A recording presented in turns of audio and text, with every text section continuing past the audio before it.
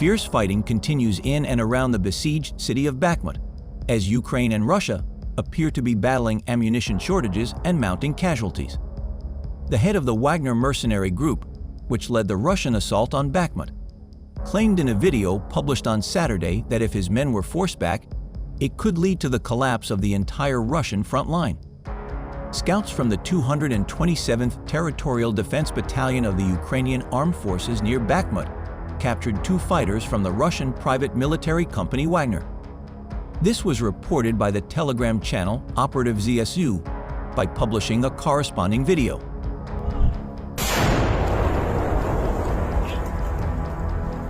From 24 February 2022 to 5 March 2023, the Ukrainian Defense Forces eliminated an estimated 153,770 Russian soldiers, including 650 over the last 24 hours.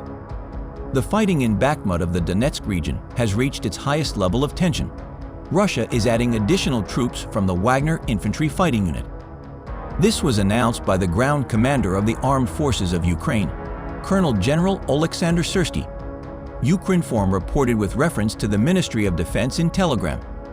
According to the ministry, on Sunday, March 5, Syrsky again visited the units defending Bakhmut and the approaches to the city. The enemy threw Wagner reinforcements into the battle. Our soldiers bravely defended their positions north of Bakhmut, trying to prevent the siege of the city, the commander said.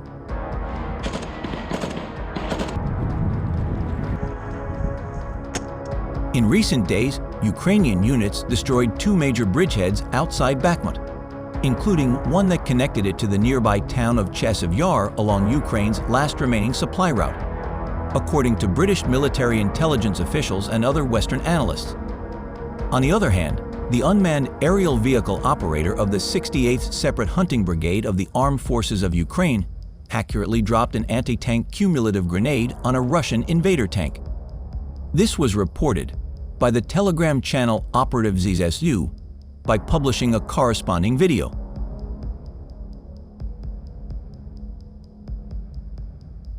While Ukrainian troops may be making a limited tactical withdrawal in Bakhmut, it is too early to say whether Ukraine is considering a full withdrawal from the town, the Institute for War Studies said in its latest update. Records show that the Kremlin-backed private mercenary Wagner Group continues to make advances in northeastern Bakhmut and near the Stupki Railway, the update said.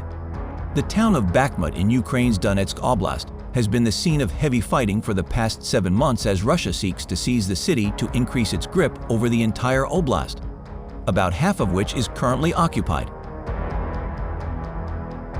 The think tank quoted a Ukrainian soldier in its update as saying that Russian troops had not crossed the Bakhmut River into central Bakhmut on 4 March. Russian military bloggers claim the Wagner Group has pushed Ukraine's positions back towards central Bakhmut, reports ISW. Urban and river conditions could benefit Ukraine in a similar way to the urban fighting and withdrawal that took place at Severodonetsk and Lysychansk in Luhansk Oblast, which effectively ended the Russian offensive in Luhansk and Donetsk Oblasts in the summer of last year, ISW wrote.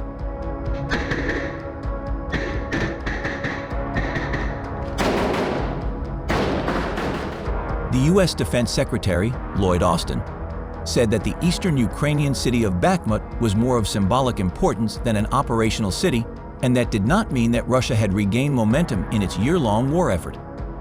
I think it is of more symbolic value than strategic and operational value, Austin told reporters while visiting Jordan, adding that he would not predict whether or when Bakhmut would be taken by Russian forces. Bakhmut's fall doesn't mean that Russia has turned the tide of this fight, Austin added. Meanwhile, Ukraine's air defense shot down 13 of the 15 Iranian drones that Russia launched into Ukraine overnight, Air Force spokesman Yuri Inat said on national television on March 6. Russia has repeatedly used Iranian-made drones as part of its arsenal against Ukraine. Governor of Dnipropetrovsk Oblast Serhiy Lysak said in a post on Telegram this morning that the 4 drones launched in Dnipropetrovsk Oblast were shot down by air defenses. According to Lysak, soldiers from the Ukrainian Eastern Command brought down the drone. On Saturday, the deputy mayor of Bakhmut told the BBC that there was street fighting between Russian and Ukrainian troops. But Oleksandr Marchenko said Russian troops were not yet in control. They have no goal of saving the city. Their only goal is to kill people and genocide the Ukrainian people, Marchenko told the Today program. Meanwhile, Ukrainian military officials said leaders of the Russian 155th Brigade fighting near the town of Vuledar, south of Bakhmut, refused orders to attack after taking heavy losses.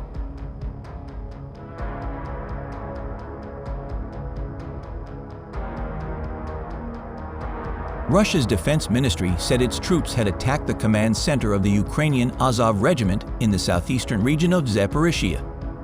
Separately, Russian Defense Minister Sergei Shoigu visited Mariupol today, on a rare visit to occupied Ukraine by a senior Moscow figure.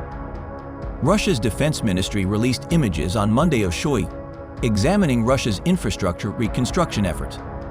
During his visit, he was said to be shown a medical center, a rescue center, and a new micro-district of 12 five-story residential buildings. The TASS report said, Shoigu was also informed about the construction of the largest aqueduct linking the Rostov and Donetsk regions, from the Don River to the Siversky Donetsk-Donbass Canal.